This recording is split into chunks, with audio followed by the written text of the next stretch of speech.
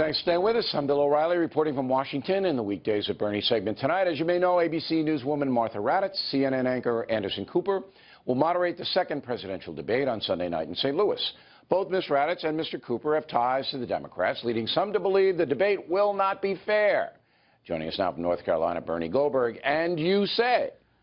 I say that, like most media elite, they're almost certainly not big fans of Donald Trump.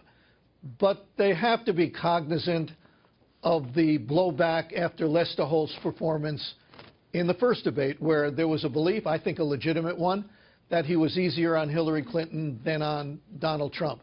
At this point, Bill, let's give them the benefit of the doubt and say they're going to at least try to be on their best journalistic behavior and play it down the middle. Now, if they abuse my generosity and my faith, then they will have to pay a price, and perhaps I'll be back next week to hammer them.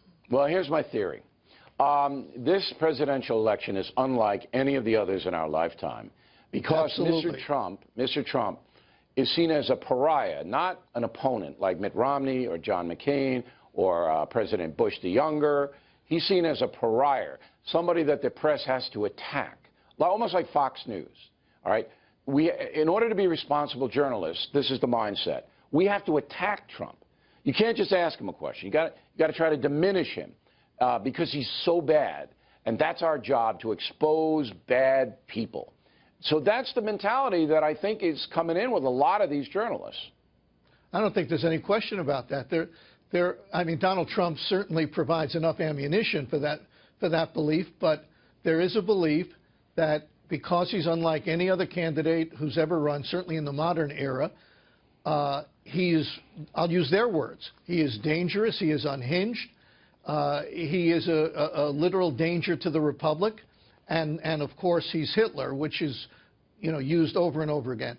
And because of that, you can't be an objective journalist, they say, because objectivity doesn't work this time around. They're wrong, and I'm no Donald Trump fan, but they're wrong to look at it that way. Their job is to present both sides. Let the American people are smart enough to decide. Right. Even it out. Now, with the folks asking some questions, it's not just going to be the moderators. Yeah. But here's where the fix is in. The moderators choose the questions from the folks. All right? So it's not like the folks it's extemporaneous. It's not. It's all these questions are decided beforehand. And you're going to get questions about the bankruptcy, the tax returns. But I'm curious to see if the emails and other Clinton things are going to come up. Yeah, I have a feeling, again, getting back to the Lester Holt effect, I think they're going to be very careful about this. Look, the bigger issue to me, Bill, is that in debates like this, at a town hall debate, which is very different from a regular debate, yes, empathy is a big deal. It matters a lot. Yep. And Hillary Clinton, because she's a professional politician, knows how to convey empathy. She knows that George Burns was right when he said the secret of success is sincerity. And once you learn how to fake that, you got it made. Donald Trump, on the other hand, isn't Mr. Empathy. After the last debate, he said, I may go harder at her this time around. If he does, if he comes off as overbearing, if he comes off as nasty or mean, if he invades her space, I think he's got huge problems. Yeah, he's got but he feeds off the folks too, and that might be an advantage for Mr. Trump.